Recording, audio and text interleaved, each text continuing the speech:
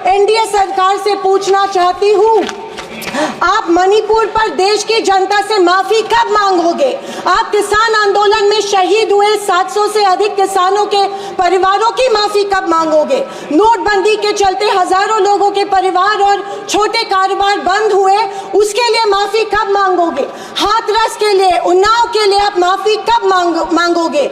आए दिन महिलाओं पर हो रहे अत्याचारों के लिए माफी कब मांगोगे?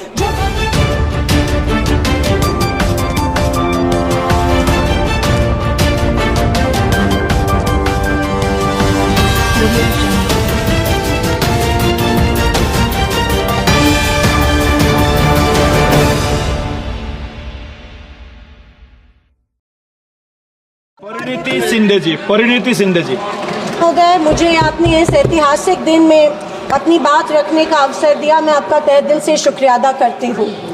मैं उस राज्य से हूँ जहाँ संत ज्ञानेश्वर, संत तुकाराम और संत रोहिदास जैसे अनेक संतों ने समाज को प्रेम और सद्भावना दी।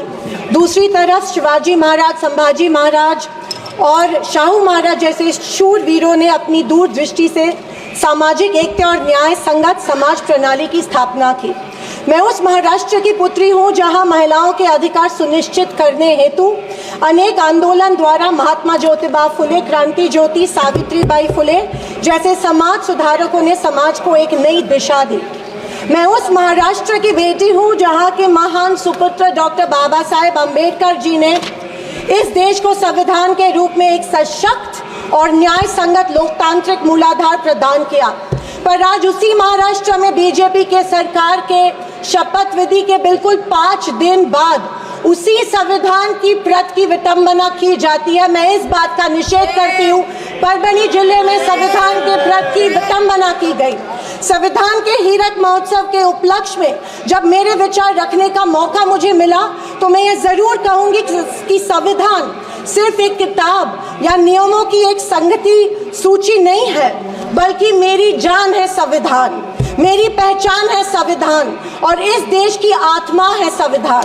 दूसरी तरफ आज़ादी के 50 साल बाद तक अपने तिरंगे को और संविधान को न मानने वाले सत्ता पक्ष के लोग इस देश की उसी आत्मा को कमजोर और खोखला करने की साजिश कर रहे हैं। इसी शुरुआत उसी दिन हो गई जिस दिन धर्मनिरपेक्षता, सेक्युलरिज्म जो संविधान का एक मूलभूत आधार स्तंभ है, उसी को लेके गाली या एक कलंक में रूपांतरित करने का प्रयत्न सत्ताधारियों द्वारा होने लगा है। सेक्युलरिज्म को आज भी इस भारत देश की पहचान है, उसे सत्ताधारी पक्ष एक कमजोरी कर रहे हैं या एक बीमारी साबित करने की होड़ में लग गए हैं। संविधान की किसी भी चर्चा या बहस को ये लोग सिर्फ इमरजेंसी पर ले जाते हैं, पर ये भूल जाते हैं कि स्वर्गीय इंदिरा गांधी जी, हमारी पहली महिला पंतप्रधान इंदिरा गांधी जी ने उस वक्त के हालातों के मद्देनजर वो संवैधानिक कदम उठाए थे और उस दौरान हुए गलतियों की माफी भी देश के जनता से मांगी थी। और इतना ही नहीं, उनके विरोधियों ने गठित की गई कमेटी ने उन पर लगे सारे इल्जामों से उन्हें बारी कर दिया था। मैं आज इस सदन में पूछना चाहती हूँ मोदी सरकार से, सॉरी 400 पार का नारा फेल होने के बाद एनडीए सरकार से पूछना चाहती हूँ, आप मणिपुर पर देश की जनता से माफी कब मांगोगे? आप किसान आंदोलन में शहीद हुए 700 से अधिक किसानों के परिवारों की माफी कब मांगोगे?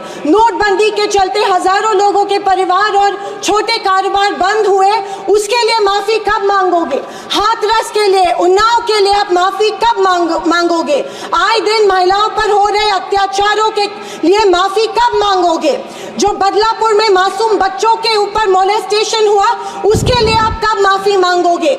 जेल में बैठकर अपराधी मर्डर प्लॉट्स गुजरात में सरकार उनको संरक्षण दे रही है, उसके लिए आप कब माफी मांगोगे? खैर, ये इनकी हिस्ट्री रही है या इनके डीएनए में है कि माफी सिर्फ खुद को बचाने के लिए अथॉरिटी में बैठे लोगों से मांगते हैं, आम जनता से ये माफी नहीं मांगते हैं। सत्ताधारी पक्ष के संविधान पर दिए गए भाषण सुनकर हंसी आ रही थी और अचरज भी हो रहा था, क्योंकि जो लोग इस देश में संविधान स्थापित होने के बाद हर पल संविधान को कोसते रहते हैं और हमेशा इस संविधान के विरोधी रहे हैं, उन्हीं को आज संविधान के गुणगान करते देख मन में प्रसन्नता हो रही है और संविधान के प्रति मेरी निष्ठा द्विगुणित हो रही है, क्योंकि ये एहसास हो रहा था कितने ही झूठ के पहाड़ बना लो, सच के आगे आखिर झुकना ही पड़ता है।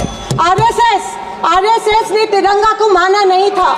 उन्होंने कहा था कि 3 अंक अशुभ होता है, तो क्या ब्रह्मा विष्णु महेश अशुभ है? जो हम 3 रेखाएं माथे पे लिखते हैं वो अशुभ है? क्या त्रिशूल अशुभ है? ये मैं इन्हें पूछना चाहती हूँ।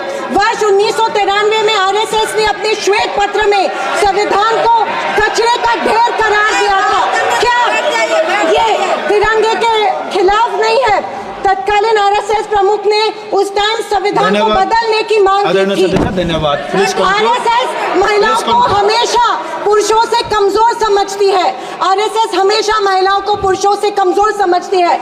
ये अफसोस होता है कि प्रधानमंत्री जी उनके ट्विटर हैंडल फॉलो करते हैं जो महिलाओं को गंदी गंदी गालियां देते हैं। इस बात का अफसोस होता है कि प्रधानमंत्री, हमारे देश के प्रधानमंत्री ये करते हैं। जनवरी 26, 2001 में इन्होंने तिरंगा माना और इतने सालों बाद तिरंगे को नागपुर में होस्ट किया। अध्यक्ष महोदय, मैं 2024 के लोकसभा इलेक्शन के बाद इन्हें एहसास हुआ कि संविधान को ज्यादा छेड़ेंगे तो सत्ता हाथ से निकल सकती है, इसीलिए अचानक संविधान के प्रति इनको प्यार उमड़ने लगा।